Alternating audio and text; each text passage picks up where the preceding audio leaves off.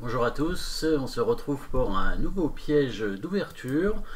Cette fois-ci, ça va être dans la défense Grunfeld, hein, une défense vraiment très très à la mode, hein, jouée énormément à très haut niveau. Euh, un peu moins à un niveau plus faible, parce que la défense Grunfeld est assez difficile à appréhender. Il y a beaucoup de choses à connaître et elle est assez complexe au niveau stratégique. Donc D5 au troisième coup avec le fianchetto roi sur évidemment le pion dame, hein, sur le duo de pion dame, hein, D4 C4 avec cavalier F6, G6 fianchetto roi et D5 troisième coup pour les noirs. Prise en D5, cavalier prend D5, évidemment ce ne sont pas les seuls coups, hein, mais c'est une des variantes principales en tout cas.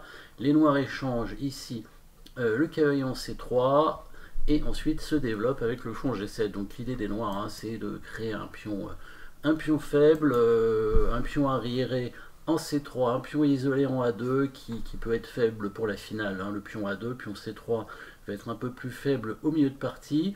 Les blancs, de leur côté, ont le centre, hein, ils ont le duo de pion central très fort, mais il faut arriver à le tenir, ce qui n'est pas toujours évident. Fou C4, C5 cavalier E2, ça aussi c'est une grande variante qui avait été jouée dans les parties Karpov-Kasparov, hein, championnat du monde. Cavalier C6, Fou 3, et il a pris ici en D4. Donc les blancs reprennent en D4. Donc évidemment, ça a l'air un peu curieux puisque ça enlève le pion arriéré, hein, des blancs, cet échange, mais ça va permettre cet échec, pourquoi pas, hein, dans le but peut-être de rentrer en finale, hein, si jamais les blancs couvrent l'échec avec leur dame, puisque dans la finale, la position des noirs est pas si mauvaise, hein, étant donné que au centre, les pions centraux en finale sont moins importants que dans le milieu de partie, et les noirs ont un petit avantage dans la finale, c'est qu'ils ont deux pions sur l'aile dame, hein, contre un seul pour les blancs, ce qui pourrait leur donner un pion passé éloigné par rapport au roi. Donc, petit avantage peut-être pour les noirs en finale. Après, les blancs resteraient maîtres, on va dire, du centre avec leur pion. Les blancs ne veulent pas échanger les dames, ils ramènent leur fou. Et la dame s'installe ici en A3.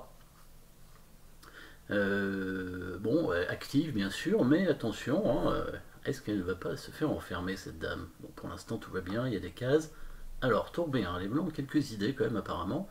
Les noirs, alors la prise du pion en D4 pour l'instant n'est pas bonne, hein, il va y avoir un blocage de la dame, hein, par exemple sur cavalier prend D4, hein, c'est le pion qui est en prise, hein, puisque c'est protégé par le fou.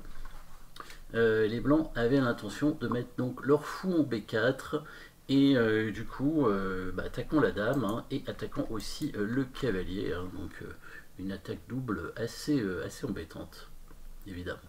Alors on va voir la suite, hein. Petit roc, parce que les blancs ont cette idée de toute façon pour essayer d'enfermer les dames. La dame D5 chassant le cavalier en C6, le cavalier qui vient en E5 pour attaquer le fou. Et là, les blancs pensent savoir créer un piège, puisque avec leur tour en B1, ils vont pouvoir mettre leur fou en B4 et finalement enfermer la dame. Voilà, les blancs pensent savoir créer un beau piège pour enfermer la dame, mais qu'est-ce qui va se passer? Une contre-attaque incroyable et assez imprévisible, hein. Vous pouvez évidemment chercher en mettant la pause, comme d'habitude. La dame noire a l'air enfermée, et il n'y a aucune case de libre, de disponible, apparemment. Est-ce qu'il y a des coups forcés? Alors il y aurait un échec du cavalier, mais bon, on va perdre le cavalier dans les deux cas. Et regardez la petite pointe que les noirs ont prévue. Hop, ils vont mettre leur dame en F3. Voilà la pointe incroyable. La dame qui vient ici se mettre en prise sur le pion G2 et du coup vient attaquer le pion G2 d'ailleurs, hein, qui est plus protégé, le pion A4, et ne pas oublier que le fou évidemment est attaqué. Alors il n'est pas prenable, hein, parce qu'il y aura la dame en prise, mais la dame vient évidemment attaquer des pions. Alors là, le coup des blancs, hein, le bon coup des blancs serait de faire le petit roc évidemment, hein, Et bon, la dame prendrait le pion E4, les noirs auraient gagné un joli pion central et auraient une position évidemment très agréable, hein, probablement gagnante quand même. Bon, les blancs qui étaient déjà tombés dans le piège continue à jouer pour prendre la dame, hein. C'est ce qu'ils avaient prévu au départ, voilà. Les blancs ont pris la dame avec le pion, et là, cavalier prend pion, échec. Le roi est obligé de se mettre en F1, il n'y a pas d'autre case, et le fou vient de démat en H3. Voilà, petite partie sur un piège d'ouverture dans la défense Grunfeld, hein, qui peut être une défense assez piégeuse, hein, mais qui est assez complexe à jouer, hein, avec les noirs en tout cas. Eh ben, merci d'avoir suivi cette petite partie, et puis à très bientôt pour un nouveau piège d'ouverture.